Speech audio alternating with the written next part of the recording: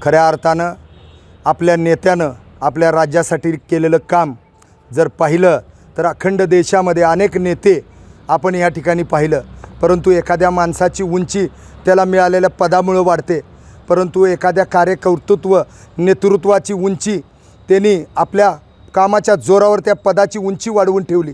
हे अखंड महाराष्ट्रानं पाहिलं की एखादा मुख्यमंत्री कसा असावा, सर्वसामान्याच्या हृदयातला लोकांची अडचण जाणीव समजून काम करणारं नेतृत्व या अख्ख्या महाराष्ट्रानंच काय तर अख्ख्या देशानं पाहिलं। आणि खऱ्या अर्थानं असा नेता या महाराष्ट्रातल्या मातीतल्या प्रत्येक नागरिकाच्या लोकांच्या मनातला मुख्यमंत्री आहे।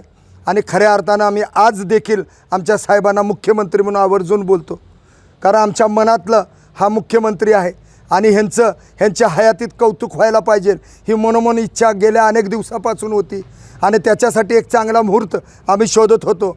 आणि आज साहेबांचा वाढदिवस आणि ह्याच्यापेक्षा चांगलं मुहूर्तच असू शकत नाही, म्हणून आज सांगली जिल्ह्याच्या वतीनं जिल्हा प्रमुख एक जबाबदार पदाधिकारी या नात्यानं मी या ठिकाणी सांगू इच्छितो की साहेबांचा त्यांच्या हयातीतला पहिला पुतळा या सांगली जिल्ह्यात उभारण्याचं काम आम्ही करू। त्यासाठी आम्ही कोणतीही शासनाकडे जागा मागणार नाही, आम्ही आमच्या वैयक्तिक असलेल्या सांगलीतील शिवसेनेचं जे कार्यालय त्याच्या बाजूच्या जागेवर हा उपक्रम राबवणार आहे।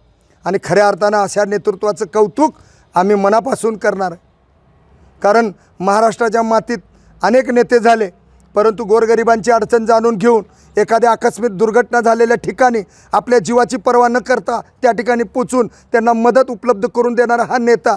आणि अशा नेत्याचं जर आपण कौतुक करू शकलो नाही तर ह्याच्यापेक्षा दुसरी निंदनीय गोष्ट होऊच शकत नाही।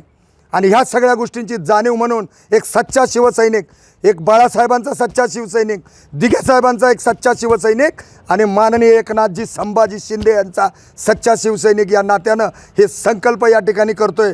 आणि येत्या साहेबांच्या पुढच्या वाढदिवसाच्या आधी हा पुतळा आम्ही उभारू।